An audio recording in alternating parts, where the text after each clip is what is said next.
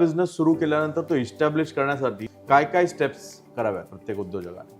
सर्वप्रथम म्हणजे उद्योग करणं इज अनसर्टन्टी मॅनेजमेंट. काय होणार ते तुम्हाला माहित नाहीये. जेव्हा तुम्ही नोकरी करता ना तेव्हा तुम्हाला रोज समजतं की उद्या काय करायचंय, परवा काय करायचंय, पुढच्या महिन्यात काय करायचंय. पण जेव्हा तुम्ही उद्योजक होता पुढच्या क्षणामध्ये काय होणार आहे ते तुम्हाला माहित नाही. तर जेव्हा पण तुम्ही उद्योग सुरू करायच्या अगोदर जर तुम्ही ऍडव्हान्स मध्येच एवढा बिझनेस ऑर्गनाईज करून घेतला ज्याच्यामध्ये तुमचं bare minimum operating cost manage होऊ शकतं तर अतिउत्तम. 2-3 वर्ष बिझनेस सेट केलेला आहे, पण आता हा कॉम्पिटिटर येतो आणि तो फॉर एक्झाम्पल त्याच्या फॅसिलिटी जास्त असतात किंवा तो डिस्काउंट जास्त देतो किंवा तो वेगवेगळे एक्स्ट्रा प्रोडक्ट्स काहीतरी ठेवतो आणि माझ्या कस्टमरला घेऊन जातो. तर या कॉम्पिटिटरची रिस्क असते, त्याला आपण कसं बीट करू? कॉम्पिटिटर हा कधीच रिस्क नसतो. तुमचा बघण्याचा दृष्टिकोन असणं फार गरजेचं आहे. म्हणजे तुम्ही जर दिशा बदलली तर तुमची दशा बदलेल. कॉम्पिटिशनला जर तुम्ही कॉम्प्लिमेंटर बघून त्याच्याबरोबर वागलात ना तर he will be your biggest reason for success. कारण कॉम्पिटिशन तुम्हाला तुमचा आरसा दाखवतो की तो तुमच्यापेक्षा किती चांगला आहे. मग तुमची रेस काय असते की तुम्ही त्याच्यापेक्षा चांगलं कसं असू शकतात. म्हणजे माणसाला जोपर्यंत तो कडू चखत नाही ना तोपर्यंत त्याला गोडची किंमत समजत नाही. आपण काय करायला हवं की पुढचे येणारे धोके आपल्याला दिसायला हवे की 3 वर्षानंतर काय होणार आहे, 5 वर्षानंतर काय होणार आहे आणि त्याला मी कसं अलाइन करू. तर ह्याच्यासाठी प्रत्येक उद्योजकांनी काय बघायला हवं? आमच्यासारखे पॉडकास्ट बघितले हवे. आज तुम्हाला पॉडकास्टच्या मार्फत तुम्हाला एवढं चांगलं ज्ञान मिळतं की लोकांनी कसा विचार करावा, कसे निर्णय घ्यावे आणि हे तुम्हाला व्हॅलिडेशन मिळतं. कारण जे तुम्ही विचार करताय तेच जर तुम्हाला कुठच्या तरी पॉडकास्टमध्ये ऐकायला मिळालं तर automatically it is called validation. तर ते व्हॅलिडेशन होतं. तुम्ही जेव्हा पण व्यवसाय करता ना तेव्हा तुम्ही पैशापेक्षा जास्त तुम्ही ट्रस्ट अर्न करता, तुम्ही ब्रँड क्रिएट करता, लोक तुम्हाला ओळखायला सुरू करतात, लोकांना तुमचा स्वभाव समजतो, तुमचं चारित्र्य समजतं. उद्योग यश या मराठी यूट्यूब चॅनलमध्ये आपण प्रत्येक वेळी एक असा विषय घेतो जो उद्योजकांच्या खूप जवळ असतो. इंग्लिशमध्ये एक म्हण आहे की एक उद्योजक म्हणजे कोण असतो, तर तो विमानातून उडी मारतो आणि खाली उतरताना स्वतःचं पॅराशूट बनवतो. अशा प्रकारची रिस्क घेणारा माणूस म्हणजे उद्योजक. तर आज आपल्याकडे गेस्ट आहेत अग्नेलो राज अथाडे सर. आणि सर, बिझनेस म्हणजे वेगवेगळ्या प्रकारच्या रिस्क असतात. सगळ्यात पहिली रिस्क असते आणि ती म्हणजे मी व्यवसाय सुरू केला तर हा किती महिने चालेल, किती वर्ष चालेल, जसं 1000 डे थिअरी आपण असं म्हणतो. तर पहिला बिझनेस सुरू केल्यानंतर तो इस्टॅब्लिश करण्यासाठी काय काय स्टेप्स कराव्या प्रत्येक उद्योजकाने? सर्वप्रथम म्हणजे उद्योग करणं इज अनसर्टन्टी मॅनेजमेंट. काय होणार ते तुम्हाला माहित नाहीये. जेव्हा तुम्ही नोकरी करता ना तेव्हा तुम्हाला रोज समजतं की उद्या काय करायचंय, परवा काय करायचंय, पुढच्या महिन्यात काय करायचंय. पण जेव्हा तुम्ही उद्योजक होता ना तेव्हा पुढच्या क्षणामध्ये काय होणार आहे ते तुम्हाला माहित नाहीये. तर you have to manage the unknown, manage the uncertainty. तर जेव्हा पण तुम्ही उद्योग सुरू करता तर सुरू करायच्या अगोदर जर तुम्ही ॲडव्हान्समध्येच एवढा बिझनेस ऑर्गनाईज करून घेतला ज्याच्यामध्ये तुमचं bare minimum operating cost manage होऊ शकतं तर अतिउत्तम आहे. फॉर एक्झाम्पल, अनेक लोक असे असतात जे कुठेतरी नोकरी करतात आणि ती केली पाहिजे कारण अनुभव नेहमी दुसऱ्याच्या पैशाचा असला पाहिजे. तर तुम्ही अनुभव घेतल्यानंतर जेव्हा तुम्ही उद्योजकतामध्ये पदार्पण करता तर त्याच्या अगोदर तुमचे जे बेअर मिनिमम ऑपरेटिंग कॉस्ट आहेत ते कव्हर करणारा जर कस्टमर बेस ॲडव्हान्समध्ये जर तुम्ही उभा केलात ना तर you will be very smooth ride आणि तुम्ही ग्रोथकडे लक्ष देऊ शकता. तर you have to be very cautious. आपल्याला नेहमी we have to be surplus then the operating cost. म्हणजे माझा खर्च 100 रुपये आहे आणि माझा इन्कम मिनिमम 101 रुपये आहे तर यू आर सेफ. सगळ्यात अगोदर तुम्हाला हे बघायचं आहे की मी ऑपरेटिंग कॉस्ट ब्रेक इव्हन किती लवकर पोहोचू शकतो. कॅपिटल कॉस्ट एक भाग झाला. आपण दागिने विकतो, जमिनी विकतो, काहीतरी विकतो आणि भांडवल उभं करतो किंवा आपल्याला मित्र मदत करतात किंवा घरचे लोक भांडवल देतात करण्यासाठी, बिझनेस करण्यासाठी. कॅपिटल कॉस्ट एक बाजू झाली. पण ते कॅपिटल कॉस्ट लागल्यानंतर तुमचं गणित व्यवस्थित असलं पाहिजे की माझी महिन्याची रिपीट कॉस्टिंग किती असणार आहे आणि त्या कॉस्टिंगला मी रिकवर कसं करू शकतो, ब्रेक इव्हन कसं करू शकतो. तर ते ब्रेक इव्हन किती लवकर होऊ शकतं याच्यावर अवलंबून असतं की तुम्ही किती वेगाने वाढणार, टिकणार आणि जिंकणार. तर you have to plan this in advance. म्हणजे मी पाण्यात उडी मारतो आणि नंतर पोहायला शिकतो, हे सगळं ह्या म्हणी चांगल्या आहेत. परंतु बिझनेसमध्ये तुम्ही गणित करून उतरा. जर रिस्क घ्यायची नसेल तर पार्टनरशिपमध्ये करा. पार्टनरशिपमध्ये तुमच्या स्किल्स वेगळे असले पाहिजेत, पार्टनरचे स्किल्स वेगळे असले पाहिजेत आणि तुम्ही एकत्र येऊन तो उद्योग केला पाहिजे. तर वेगळे वेगळे फॉर्म्युलाज आहेत उद्योजकताचे. पण उद्योजक होण्यासाठी you have to be mindful की काय केलं पाहिजे. सगळ्यात खतरनाक बाब असते ऑपरेटिंग कॉस्ट. जर तुमची ऑपरेटिंग कॉस्ट तुमच्या रेव्हेन्यूपेक्षा जास्ती असली तर तो तुमच्या बिझनेसला खाऊन टाकेल. त्याला आपण कॅश फ्लो मॅनेजमेंट सुद्धा म्हणतो. तर किती लवकर तुम्ही कॅश पॉझिटिव्ह होऊ शकता. As an investor, as a strategic investor, मी जेव्हा पण कुठच्या बिझनेसचं प्रपोजल माझ्याकडे येतं माझा पहिला प्रश्न त्याला असा असतो, are you cash positive. Cash पॉझिटिव्हचा अर्थ काय? म्हणजे तुझी इन्कम तुझ्या खर्चापेक्षा जास्ती आहे का. हा माझा पहिला प्रश्न असतो. तिकडनं माझी सुरुवात होते आणि त्याच्या पुढे मी नवीन निर्णय किंवा त्या बिझनेसशी निगडीत निर्णय घेतो. तर you have to be cash positive always. हा तुम्ही विचार मनामध्ये नेहमी ठेवला पाहिजे उद्योग सुरू करायच्या अगोदर, की या बिझनेसमध्ये मी ब्रेक इव्हन किती लवकर करू शकतो. माझे रेस्टॉरंटचे बिझनेस आहेत, तर आम्ही हे गणित करतो की बाबा आम्ही किती लवकर ब्रेक इव्हन कॉस्ट अचीव करू शकतो. फॉर एक्झाम्पल, सांते स्पा कुझिनचं पुण्यामध्ये जे 3रं रेस्टॉरंट आम्ही सुरू केलं लॉ कॉलेज रोडला, तर पहिल्या महिन्यातच आम्ही ब्रेक इव्हन झालो. म्हणजे जर माझा खर्च 100 रुपये आहे, तर आम्ही 100 रुपयापेक्षा जास्ती रेव्हेन्यू क्रिएट केली. तर we were conscious about it, आणि हे प्लॅनिंगच्या शिवाय होऊच शकत नाही. तर आम्ही ते मॅनिफेस्ट केलं की लवकरात लवकर आपल्याला ब्रेक इव्हन कॉस्ट कव्हर करणं गरजेचं आहे, आणि ते घडवून आणलं. आणि पूर्ण टीमला माहिती आहे that we should become cost positive at the earliest, revenue positive at the earliest, म्हणजे cash flow positive at the earliest. आणि जेव्हा पूर्ण टीम निगडीतून एकत्र जर त्या गोलला अचीव करायचा प्रयत्न करते, तर there are a lot of chances that you end up achieving it. आणि that's what we did in the 3rd outlet in Pune, which is at law college road. Great. So बरेचसे risk आपण बघतो ना, त्यातली एक रिस्क म्हणजे पहिल्या business सुरू केल्यानंतर तो सेटअप करणं आणि तो रन करणं, त्यासाठी कॅश पॉझिटिव्ह हा एक आहे. एखादा बिझनेस सेट झाल्यानंतर ना दुसरी रिस्क येते, ती म्हणजे मला मोठा कॉम्पिटिटर माझ्या समोर आला आणि मला वाटतं की अरे मी आता इतके 2-3 वर्ष बिझनेस सेट केलेला आहे, पण आता हा कॉम्पिटिटर येतो आणि तो फॉर एक्झाम्पल त्याच्या फॅसिलिटीज जास्त असतात, किंवा तो डिस्काउंट जास्त देतो, किंवा तो वेगवेगळे एक्स्ट्रा प्रोडक्ट्स काहीतरी ठेवतो आणि माझ्या कस्टमरला घेऊन जातो. तर या कॉम्पिटिटरची रिस्क असते, त्याला आपण कसं बीट करतो? कॉम्पिटिटर हा कधीच रिस्क नसतो. तुमचा बघण्याचा दृष्टिकोन योग्य असणं फार गरजेचं आहे. म्हणजे तुम्ही जर दिशा बदलली तर तुमची दशा बदली. कॉम्पिटिशनला जर तुम्ही कॉम्प्लिमेंटर बघून त्याच्याबरोबर वागलात ना, तर he will be your biggest reason for success. कारण कॉम्पिटिशन तुम्हाला तुमचा आरसा दाखवतो की तो तुमच्यापेक्षा किती चांगला आहे. मग तुमची रेस काय असते की तुम्ही त्याच्यापेक्षा चांगलं कसं असू शकता. म्हणजे माणसाला जोपर्यंत तो कडू चखत नाही ना, तोपर्यंत त्याला गोडची किंमत समजत नाही. तर तुम्ही जर तुमच्या कॉम्पिटिशनच्या कस्टमरला त्याच्यापेक्षा जास्ती व्हॅल्यू जर दिली, व्हॅल्यू क्रिएट करून जर दिली, तर automatically he will become your customer for ever. आणि तुमच्या कॉम्पिटिशनची तुमच्यावर सगळ्यात मोठी शिक्षा काय असू शकते माहिती आहे का? If you are not good in your product and service, तुमचा कस्टमर त्यांचा कस्टमर होतो. त्याच्यापेक्षा मोठी शिक्षा काहीच नाही. म्हणजे कॉम्पिटिशन तुमचा आरसा आहे, त्याचा वापर तुम्ही चांगला करा. You have to beat him in what he does, and that is your benchmark. आणि हे फक्त तुमच्यासाठी नव्हे, तर तुमच्या पूर्ण टीमसाठी एक शिकवण आहे की बाबा आपलं कॉम्पिटिशन असं असं करते, तर आपण काय करू शकतो वेगळं, त्याच्यापेक्षा चांगलं काय करू शकतो. आपल्याकडे एक मापदंड येतं. कसं असतं, गोल पोस्ट नसला ना, तर तुम्ही गोल कुठे मारणार. तर your competition is your goal post. तुम्हाला दिसते की तो माझा टार्गेट आहे आणि त्याच्यापेक्षा चांगलं आपल्याला वागायचं आणि परफॉर्म करायचं आणि डिलिव्हर करायचं आहे टू अवर कस्टमर बेस. तर please do not find competition to be a risk. Let competition become your biggest asset. आणि म्हणजे माझ्या प्रत्येक बिझनेसमध्ये माझा सगळ्यात मोठा फायदा जर कोणाकडनं होत असेल तर द सो कॉल्ड कॉम्पिटिशन. आणि माझी अशी सवय आहे की ज्या बिझनेसमध्ये मी असतो त्या प्रत्येक बिझनेसमध्ये जिथे हायेस्ट कॉम्पिटिटिव्ह मार्केट असतं ना, मी तिथे जाऊन स्वतःला प्लेस करतो. मुंबई लोकल ट्रेन सारखं आहे. म्हणजे तुम्ही गर्दीमध्ये उभे राहिलात ना, तर ताकद लावायची गरज नाही. ती गर्दी तुम्हाला उचलून घेऊन जाते आणि योग्य डेस्टिनेशनवर उतरवते. पण आपल्याला मॅन्युअर करता आलं पाहिजे. चुकीच्या लोकेशनवर जर आपण एक चुकीचा मॅन्युअर केलं तर चुकीच्या स्टेशनवर उतरवलं जाणार. तर you just need to manoeuvre your business in the right direction, but your competition can be your strength. तुम्ही तुमची प्लॅनिंग तशी करा. ग्रेट. दुसरी एक रिस्क आम्ही नेहमी बघतो आणि ती म्हणजे cash flow management.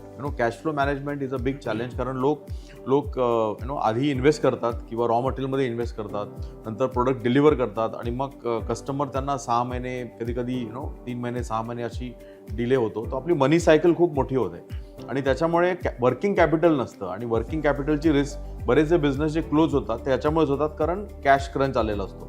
So how to take care of this cash flow? Cash flow is the most important aspect. कुठच्याही बिझनेसमध्ये cash flow management is the biggest challenge. Doctor Anil Lamba माझे चांगले मित्र आहेत आणि ते सुरेख एक्सप्लेनेशन देतात या विषयांवर. ॲज अ उद्योजक माझे विचार असे आहेत की आपलं कॅश फ्लो एवढं भक्कम असलं पाहिजे ना. जर आपण उधारीमध्ये धंदा करायला गेलो ना, तर आपण बिझनेस नाही करत आहे, आपण पैशाचा धंदा करतोय. आपण उधारी देतोय, म्हणजे त्याला फंडिंग करतोय, लेंडिंग, फायनान्सिंग करतोय, लेंडिंग करतोय विदाऊट इंटरेस्ट. आणि कधी कधी तर आपली मुद्दल पण गायब होऊन जाते. तर do not become a financer to your customer, you have to become a product और service provider to your customer. तुमचा ब्रँड एवढा मजबूत असला पाहिजे ना की लोकांनी तुम्हाला ॲडव्हान्समध्ये पैसे देऊन तुमच्याबरोबर व्यवसाय केला पाहिजे. मी जेवढे बिझनेसेस करतो ना, माझ्या कुठच्याही बिझनेसमध्ये मी उधारीचा धंदा करतच नाही. मी रिअल एस्टेट डेव्हलपमेंटमध्ये म्हणजे मी अगोदर पेमेंट घेणार, नंतर तुम्हाला प्रोडक्ट देणार. मी रेस्टॉरंटमध्ये म्हणजे तुम्ही खाणार आणि तिकडच्या तिकडेच पेमेंट करून तुम्ही बाहेर पडणार. मी रिसॉर्टच्या बिझनेसमध्ये म्हणजे तुम्ही अगोदर मला रिसॉर्टच्या रूमचे पैसे देणार, नंतर राहायला येणार. मी जिमवेअरच्या बिझनेसमध्ये ई कॉमर्सवर तर तुम्ही अगोदर पेमेंट ट्रान्सफर करणार आणि नंतर मी तुम्हाला प्रोडक्ट डिलिव्हर करणार. मी एज्युकेशनमध्ये तुम्ही ॲडव्हान्समध्ये मला पैसे भरणार आणि नंतर मी तुम्हाला शिक्षण देणार. मी वॉटर इन्फ्रास्ट्रक्चरमध्ये म्हणजे तुम्ही मला पहिले पैसे देणार, मग मी तुमच्या पाण्याची स्टोरेज टाकी मी बनवणार. म्हणजे थोडक्यात सांगायचं म्हणजे तुम्ही कुठच्या बिझनेसमध्ये असता ह्याची निवड तुमच्या हातात आहे. आणि सर्वप्रथम तुम्ही हे मॅनेज केलं पाहिजे की जर तुम्ही तुमच्या कस्टमरला उधारी दिलं ना, म्हणजे तुम्ही प्रोडक्ट आणि सर्व्हिस देत नाही, तुम्ही तुमच्या घरचा पैसा किंवा तुम्ही जो कर्जाने घेतलेला पैसा असतो तो तुम्ही कर्जाने देताय. आता तुम्ही जे कर्ज घेतले त्याच्यामध्ये तुमचं घर घाण आहे किंवा तुमचं ऑफिस घाण आहे, पण तुमचा कस्टमर जेव्हा तुमच्याकडे उधारीमध्ये घेतोय तेव्हा त्याचं तुमच्याकडे काहीच घाण नाही आहे. जर त्याने तुम्हाला पेमेंट नाही केले किंवा रखडवलं तर तुमची लिगल कॉस्ट वाढतील, रिकव्हरी कॉस्ट वाढतील आणि गॅरंटी नाही आहे ते केल्यानंतर सुद्धा तुम्हाला तुमचे पैसे परत मिळतील की नाही. What business you do is immaterial. तुम्ही काय बिझनेस करता दॅट इज इममटेरियल. तुम्ही तुमचा बिझनेस कसा करता हे सर्वात महत्त्वाची गोष्ट आहे. तर strategize how you are going to do the business. आणि जरी तुमच्या व्यवसायामध्ये अनेक ब्रँड्स उधारीमध्ये देत असतील म्हणजे ते कमजोर ब्रँड्स आहेत. जर तुम्ही मजबूत असाल ना तर तुम्हाला पैसा ॲडव्हान्समध्ये द्यावा लागतो. अशी एकही संस्था नाही आहे, असा एकही मजबूत ब्रँड नाही आहे जो 1 तासाची उधारी देत असेल. पैसा ॲडव्हान्समध्ये येतो आणि डिलिव्हरी टर्म्स त्यांचे असतात. ऑलवेज रिमेंबर, जर तुमचं डिमांड तुमच्या सप्लायपेक्षा जास्ती असलं ना तर तुम्हाला उधारी कधीच द्यावी लागणार नाही आणि ती परिस्थिती ही तुम्हाला निर्माण करायची आणि ते तुम्ही करू शकता. तर प्लीज प्लॅन, उधारी करू नका. You are spoiling your customer आणि त्याला काही फरक पडत नाही आहे. आज उधारीमध्ये त्यांनी तुमच्याकडे घेतलं, आता अगोदरसारखे दिवस नाहीत ना की तू पहिला अगोदरचे पैसे दे नंतर मी तुला नवीन माल देईन. त्याला फरक नाही पडत. तुमच्यासारखे 356 वेंडर्स आहेत किंवा सर्व्हिस किंवा प्रोडक्ट प्रोव्हायडर्स आहेत. तुमच्याकडनं नाही घेणार, नेक्स्ट टाइमला दुसऱ्या कोणाकडनं तरी घेणार. तर the risk is completely yours. तर correct your ways of working. Great great.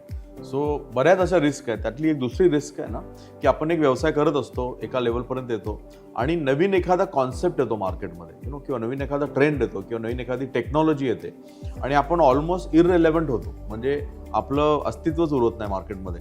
तर अशा वेळी ना how you should be alert. आपण काय करायला हवं की पुढचे येणारे धोके आपल्याला दिसायला हवे की 3 वर्षानंतर काय होणार आहे, 5 वर्षानंतर काय होणार आहे आणि त्याला मी कसं अलाइन करू.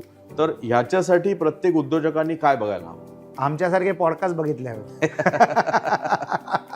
आज तुम्हाला पॉडकास्टच्या मार्फत तुम्हाला एवढं चांगलं ज्ञान मिळतं की लोकांनी कसा विचार करावा, कसे निर्णय घ्यावे आणि हे तुम्हाला व्हॅलिडेशन मिळतं. कारण जे तुम्ही विचार करताय तेच जर तुम्हाला कुठच्या तरी पॉडकास्टमध्ये ऐकायला मिळालं तर automatically it is called validation. तर ते व्हॅलिडेशन होतं. You have to be aware and alert all the times. माझा मूळ व्यवसाय एका काळी होता Saint Angelos computers limited, computer education. पण 2004-2005 साली मला कळून चुकलं की हे फॉर एव्हर नावडणे ह्याच्यामध्ये नाही राहणार आहे. म्हणजे एक असा काळ येईल जिथे लोक स्कूलमध्ये, शाळेमध्ये आणि कॉलेजमध्ये शिकून बाहेर पडतील, तर माझ्या क्लासेसमध्ये कोण येणार. तर 2004-2005 साली मी डायव्हर्सिफिकेशन केलं आणि त्या डायव्हर्सिफिकेशनचा फायदा मला एवढा झाला की जेव्हा आम्ही सेंट अँजेलोस कम्प्युटर्स एज्युकेशनचा व्यवसाय थांबवला तोपर्यंत ऑलरेडी आमच्याकडे अजून 3-4-5 बिझनेसेस सुरू झालेले. तुम्ही जेव्हा पण व्यवसाय करता ना तेव्हा तुम्ही एका कस्टमरचं ट्रस्ट अर्न करता. पैशापेक्षा जास्ती तुम्ही ट्रस्ट अर्न करता. तुम्ही ब्रँड क्रिएट करता. लोक तुम्हाला ओळखायला सुरू करतात. लोकांना तुमचा स्वभाव समजतो, तुमचं चारित्र्य समजतं आणि त्याचा उपभोग किंवा त्याचा फायदा तुम्ही तुमच्या वेगवेगळ्या बिझनेसेसमध्ये उतरवू शकता. तर you should always be alert. तुम्ही डायव्हर्सिफाय करू शकता, तुम्ही संबंधित बिझनेस करू शकता किंवा तुम्ही काहीतरी नवीन बिझनेस करू शकता, but be alert all the time. तुम्हाला तुमच्या भविष्यात बघणं फार महत्त्वाचं आहे. जो व्यवसाय कायमस्वरूपी चालू शकतो अशा बिझनेसमध्ये पदार्पण करणं फार गरजेचं आहे. असे बिझनेसेस असतात जे टेम्पररी असतात. म्हणजे एका जमान्यामध्ये टायपिंग क्लासेस होते, नंतर ते गायब झाले. म्हणजे आजच्या पिढीला तर टायपिंग क्लास काय असेल ते पण माहीत नसणार. मी टायपिंग क्लास केलेले आहेत. त्याच्यानंतर आला कम्प्युटर एज्युकेशनचा जमाना, आता ते पण नाही राहिलं. तर दिस आर ऑल मोमेंटरी. म्हणजे याची कालावधी एक 15 ते 20 वर्षाचीच असते. तर you have to be alert, किंवा you have to be in evergreen business, जसं construction evergreen, restaurant evergreen, gymwear evergreen, water storage business evergreen, resorts evergreen. तर तुम्ही कुठच्या बिझनेसमध्ये आहात त्याचं ॲनालिसिस करा आणि काय केलं पाहिजे त्याचे निर्णय घ्या, आणि आमच्यासारखे पॉडकास्ट पहा आणि नवीन निर्णय घ्या. सो दुसरी एक खूप रिस्क हल्ली बघितली जाते की आपण आता 40-50 वर्ष बिझनेस करणारे लोक बघतो, पण त्यांचा ब्रँड इस्टॅब्लिश झालेला असतो, त्यांचे कस्टमर पण असतात सॅटिस्फाईड, पण तो बिझनेस आणखीन मोठा करण्यासाठी ना त्यांच्याकडे सक्सेशन प्लॅनिंग नसतं, आणि ती रिस्क ना कोणी अँटिसिपेट करत नाही की मला आता 5 वर्षानंतर कोण लीड करणार कंपनी. त्यामुळे चांगली एखादा ब्रँड, चांगली एखादी कंपनी ती ग्रो होत नाही. तर सक्सेशन प्लॅनिंगची रिस्क असते ना, त्याच्यासाठी आपण किती वर्ष आधी प्लॅनिंग करायला हवं, म्हणजे आपण ती रिस्क मिटिगेट करू शकतो. लिडरशिप रोल म्हणजे तुमची मुलं जेव्हा लहान असतात तेव्हापासून तुम्ही लिडरशिप रोल प्ले केला पाहिजे आणि एक अंदाज बांधला पाहिजे की माझी मुलं माझ्या बिझनेसमध्ये जोडणार की नाही. माझे एक खास मित्र आहेत, त्यांचं साम्राज्य आहे, 2 मुलं आहेत, दोघांना त्या बिझनेसमध्ये इंटरेस्ट नाही आहे.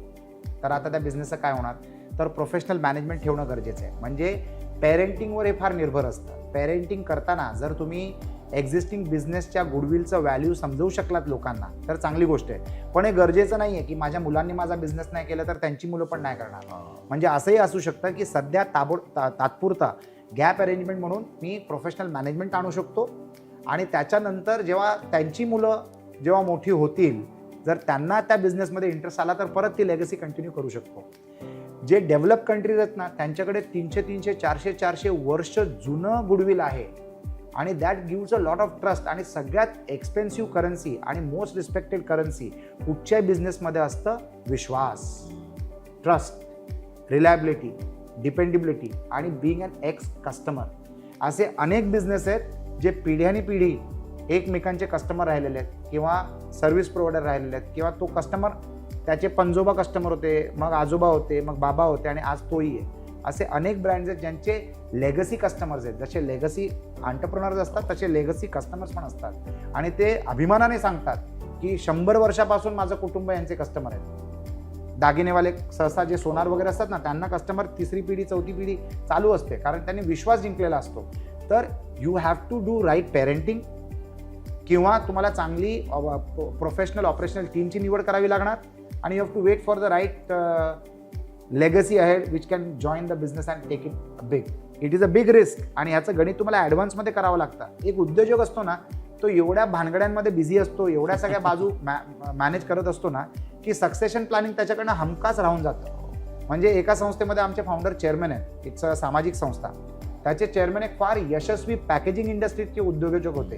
त्यांना 2च मुली, आणि दोन्ही जावयांना इंटरेस्ट नाही, दोन्ही मुलींना इंटरेस्ट नाही. त्यांनी तो बिझनेस त्यांच्या कर्मचाऱ्यांना हँडओव्हर केलं, म्हणजे त्यांना रेग्युलर इन्कम आजही येते, परंतु ही वॉज डिसअपॉइंटेड की एवढा चांगला बसवलेला बिझनेस 45 वर्ष चालवलेला बिझनेस चालवण्यासाठी त्यांच्या मुलांनी इंटरेस्ट नाही घेतला. तर succession planning is also a business risk which should be calculated well. मी एकच म्हणतो, तुम्ही ॲसेट जे क्रिएट करता ना त्याची व्हॅल्यू तुम्ही एनकॅश करू शकता, पण गुडविल जे कमवता ना ज्याच्यामुळे व्हॅल्युएशन तुम्हाला चांगलं मिळतं, हे एनकॅश करण्यासाठी त्या ब्रँडला जिवंत राहणं महत्त्वाचं आहे. आणि त्या ब्रँडला जिवंत ठेवण्यासाठी सक्सेशन प्लॅनिंग करणं प्रत्येक उद्योजकाचं एक कर्तव्य आहे. It's a leadership role that he has to plan. Great. I think प्रत्येक उद्योजक जेव्हा बिझनेस करत असतो तेव्हा तो एकच गोष्ट करत असतो, तो मल्टिपल रिस्क मॅनेज करत असतो. तो जितका उद्योजक वेगवेगळ्या प्रकारच्या रिस्क हँडल करेल तितका तो ग्रो होणार. Right. So thank you for this discussion. I think we all enjoyed the discussion. Thank you very much. Thank you so much.